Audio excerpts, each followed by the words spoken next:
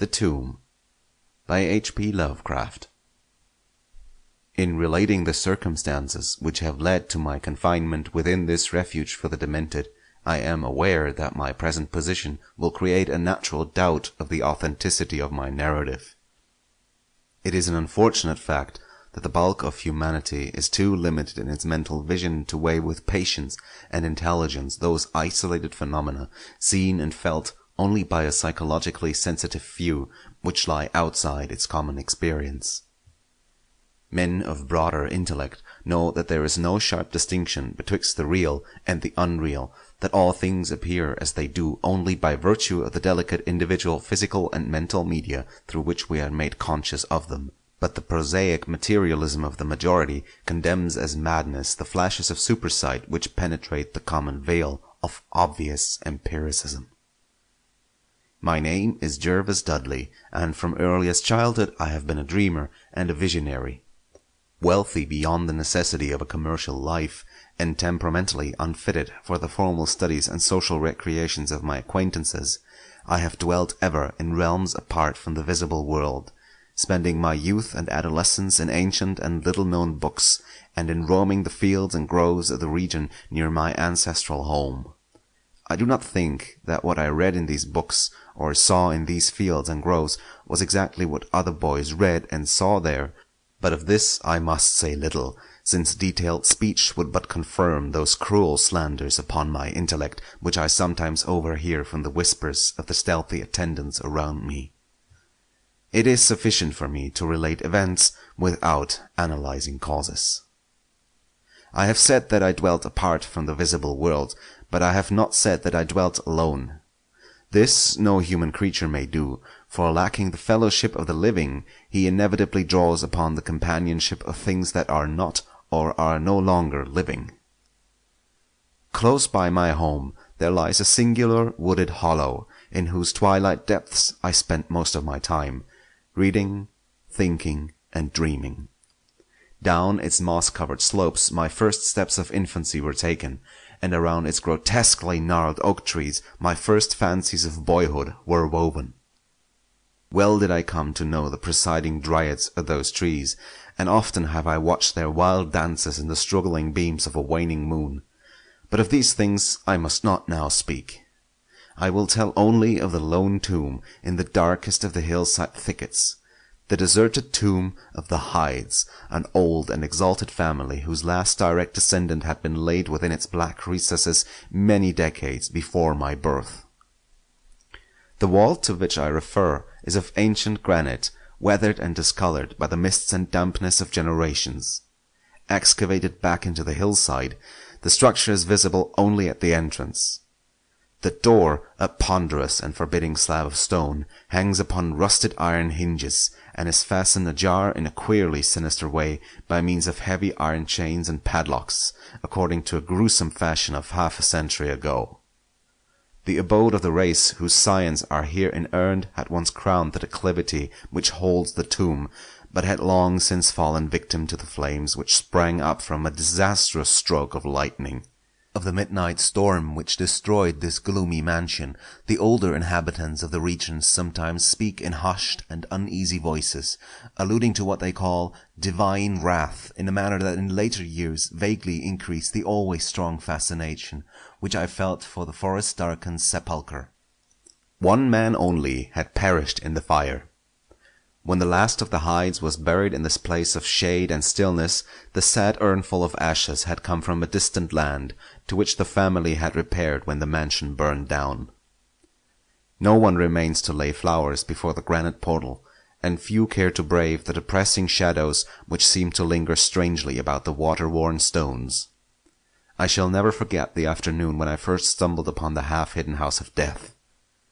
It was in midsummer, when the alchemy of nature transmutes the sylvan landscape to one vivid and almost homogeneous mass of green, when the senses are well nigh intoxicated with the surging seas of moist verdure, and the subtly indefinable odors of the soil and the vegetation. In such surroundings, the mind loses its perspective. Time and space become trivial and unreal, and echoes of a forgotten prehistoric past beat insistently upon the enthralled consciousness. All day I had been wandering through the mystic groves of the hollow, thinking thoughts I need not discuss, and conversing with things I need not name. In years a child of 10, I had seen and heard many wonders unknown to the throng, and was oddly aged in certain respects. When, upon forcing my way between the two savage clumps of briers, I suddenly encountered the entrance of the vault, I had no knowledge of what I had discovered. The dark blocks of granite, the door so curiously ajar, and the funereal carvings above the arch, aroused in me no associations of mournful or terrible character. Of graves and tombs I knew and imagined much, but had on account of my peculiar temperament been kept from all personal contact with churchyards and cemeteries. The strange stone house on the woodland slope was to me only a source of interest and speculation, and its cold, damp interior, into which I vainly peered through the aperture so tantalizingly left, contained for me no hint of death or decay. But in that instant of curiosity was born the madly unreasoning desire which has brought me to this hell of confinement. Spurred on by a voice which must have come from the hideous soul of the forest, I resolved to enter the beckoning gloom in spite of the ponderous chains which barred my passage. In the waning light of day, I alternately rattled the rusty impediments with a view to throwing wide the stone door, and essayed to squeeze my slight form through the space already provided. But neither plan met with success. At first curious, I was now frantic, and when in the thickening twilight I returned to my home, I had sworn to the 100 gods of the grove that at any cost I would some day force an entrance to the black, chilly depths that seemed calling out to me. The physician with the iron-grey beard, who comes each day to my room, once told a visitor that this decision marked the beginning of a pitiful monomania, but I will leave final judgment to my readers when they shall have learned all. The months following my discovery were spent in futile attempts to force the complicated padlock of the slightly open vault, and in carefully guarded inquiries regarding the nature and history of the structure. With the traditionally receptive ears of the small boy, I learned much, though an habitual secretiveness caused me to tell no one of my information or my resolve. It is perhaps worth mentioning that I was not at all surprised or terrified on learning of the nature of the vault. My rather original ideas regarding life and death had caused me to associate the cold clay with the breathing body in a vague fashion, and I felt that the great and sinister family of the burned-down mansion was in some way represented within the stone space I sought to explore. Mumbled tales of the weird rites and godless revels of bygone years in the ancient hall gave to me a new and potent interest in the tomb, before whose door I would sit for hours at a time each day. Once I thrust a candle within the nearly closed entrance, but could see nothing save a flight of damp stone steps leading downward. The odor of the place repelled yet bewitched me. I felt I had known it before, in a past remote beyond all recollection, beyond even my tenancy of the body I now possess. The year after I first beheld the tomb, I stumbled upon a worm-eaten translation of Plutarch's Lives in the book-filled attic of my home. Reading the life of Theseus, I was much impressed by that passage telling of the great stone beneath which the boyish hero was to find his tokens of destiny whenever he should become old enough to lift its enormous weight. This legend had the effect of dispelling my keenest impatience to enter the vault, for it made me feel that the time was not yet ripe. Later I told myself I should grow to a strength and ingenuity which might enable me to unfasten the heavily chained door with ease, but until then I would do better by conforming to what seemed the will of fate. Accordingly, my watches by the dank portal became less persistent, and much of my time was spent in other, though equally strange, pursuits. I would sometimes rise very quietly in the night, stealing out to walk in those churchyards and places of burial from which I had been kept by my parents. What I did there I may not say, for I am not now sure of the reality of certain things, but I know that on the day after such a nocturnal ramble, I would often astonish those about me with my knowledge of topics almost forgotten for many generations. It was after a night like this that I shocked the community with a queer conceit about the burial of the rich and celebrated Squire Brewster, a maker of local history, who was interred in 1711, and whose slate headstone, bearing a graven skull and crossbones, was slowly crumbling to powder. In a moment of childish imagination, I vowed not only that the undertaker, Goodman Simpson, had stolen the silver-buckled shoes, silken hose, and satin small clothes of the deceased before burial, but that the squire himself, not fully inanimate, had turned twice in his mound-covered coffin on the day after interment. But the idea of entering the tomb never left my thoughts, being indeed stimulated by the unexpected genealogical discovery that my own maternal ancestry possessed at least a slight link with the supposedly extinct family of the Hydes. Last of my paternal race, I was likewise the last of this older and more mysterious line. I began to feel that the tomb was mine, and to look forward with hot eagerness to the time when I might pass within that stone door and down those slimy stone steps in the dark. I now formed the habit of listening very intently at the slightly open portal, choosing my favorite hours of midnight stillness for the odd vigil. By the time I came of age, I had made a small clearing in the thicket before the mold-stained facade of the hillside, allowing the surrounding vegetation to encircle and overhang the space like the walls and roof of a sylvan bower. This bower was my temple, the fastened door my shrine, and here I would lie outstretched on the mossy ground, thinking strange thoughts and dreaming strange dreams. The night of the first revelation was a sultry one. I must have fallen asleep from fatigue, for it was with a distinct sense of awakening that I heard the voices. Of those tones and accents I hesitate to speak, of their quality I will not speak, but I may say that they presented certain uncanny differences in vocabulary, pronunciation, and mode of utterance. Every shade of New England dialect, from the uncouth syllables of the Puritan colonists to the precise rhetoric of 50 years ago, seemed represented in that shadowy colloquy, though it was only later that I noticed the fact.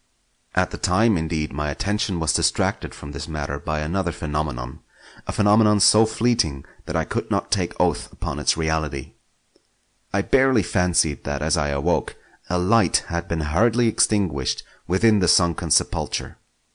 I do not think I was either astounded or panic-stricken, but I know that I was greatly and permanently changed that night.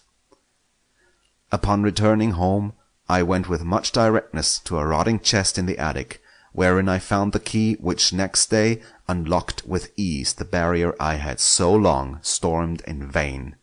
It was in the soft glow of late afternoon that I first entered the vault on the abandoned slope.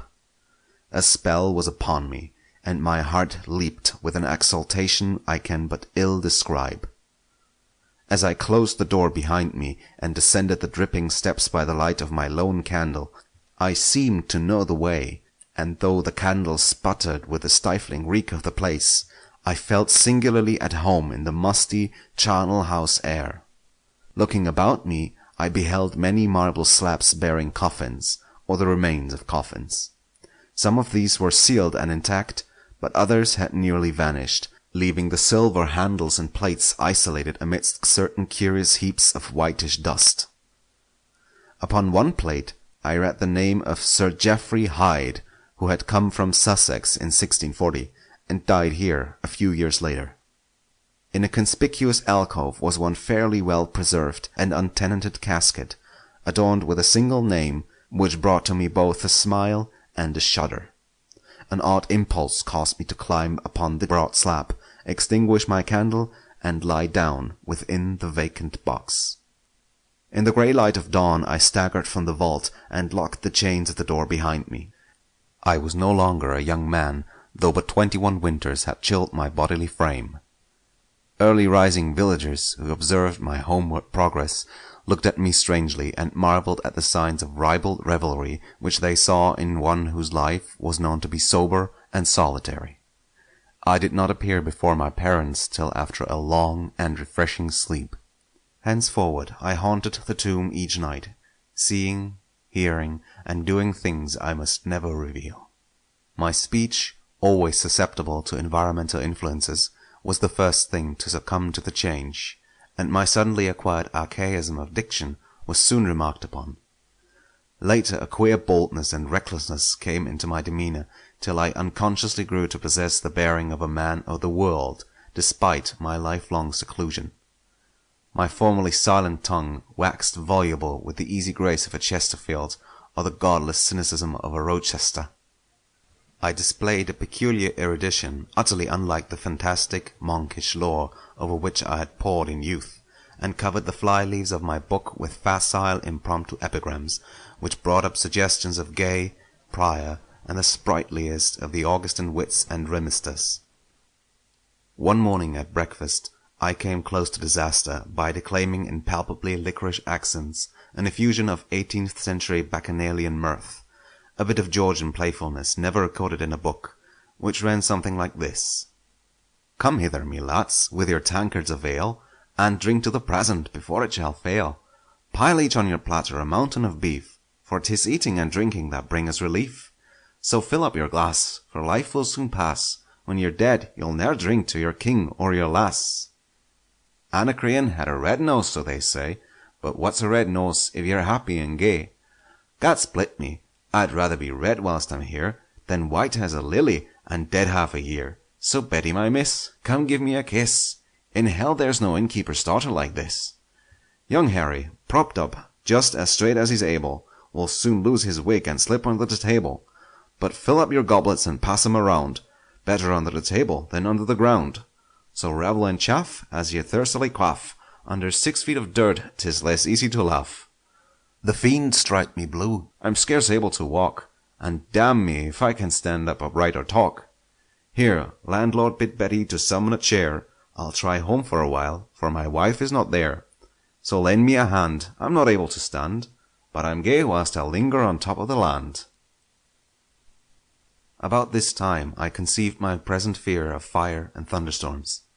Previously indifferent to such things, I had now an unspeakable horror of them, and would retire to the innermost recesses of the house whenever the heavens threatened an electrical display. A favourite haunt of mine during the day was the ruined cellar of the mansion that had burned down, and in fancy I would picture the structure as it had been in its prime. On one occasion I startled a villager by leading him confidently to a shallow sub-cellar of whose existence I seemed to know, in spite of the fact that it had been unseen and forgotten for many generations. At last came that which I had long feared. My parents, alarmed at the altered manner and appearance of their only son, commenced to exert over my movements a kindly espionage, which threatened to result in disaster. I had told no one of my visits to the tomb, having guarded my secret purpose with religious zeal since childhood, but now I was forced to exercise care in threading the mazes of the wooded hollow, that I might throw off a possible pursuer. My key to the vault I kept suspended from a cord about my neck, its presence known only to me. I never carried out of the sepulchre any of the things I came upon whilst within its walls. One morning, as I emerged from the damp tomb and fastened the chain of the portal with none too steady hand, I beheld in an adjacent thicket the dreaded face of a watcher. Surely the end was near, for my bower was discovered, and the objective of my nocturnal journeys revealed. The man did not accost me, so I hastened home in an effort to overhear what he might report to my careworn father. Were my sojourns beyond the chained door about to be proclaimed to the world? Imagine my delighted astonishment on hearing the spy inform my parent in a cautious whisper that I had spent the night in the bower outside the tomb, my sleep-filmed eyes fixed upon the crevice where the padlocked portal stood ajar. By what miracle had the watcher been thus deluded? I was now convinced that a supernatural agency protected me. Made bold by this heaven-set circumstance, I began to resume perfect openness in going to the vault, confident that no one could witness my entrance. For a week I tasted to the full the joys of that charnel conviviality which I must not describe, when the thing happened, and I was borne away to this accursed abode of sorrow and monotony. I should not have ventured out that night, for the taint of thunder was in the clouds, and a hellish phosphorescence rose from the rank swamp at the bottom of the hollow. The call of the dead, too, was different.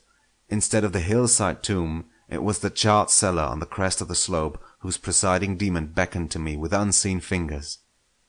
As I emerged from an intervening grove upon the plain before the ruin, I beheld in the misty moonlight a thing I had always vaguely expected. The mansion, gone for a century, once more reared its stately height to the raptured vision, every window ablaze with the splendor of many candles. Up the long drive rolled the coaches of the Boston gentry, whilst on foot came a numerous assemblage of powdered exquisites from the neighboring mansions. With this throng I mingled, though I knew I belonged with the hosts rather than with the guests. Inside the hall were music, laughter, and wine on every hand. Several faces I recognized, though I should have known them better had they been shriveled or eaten away by death and decomposition. Amidst a wild and reckless throng, I was the wildest and most abandoned. Gay blasphemy poured in torrents from my lips, and in my shocking sallies I heeded no law of God, man, or nature. Suddenly, a peal of thunder, resonant even above the din of the swinish revelry, clave the very roof and laid a hush of fear upon the boisterous company.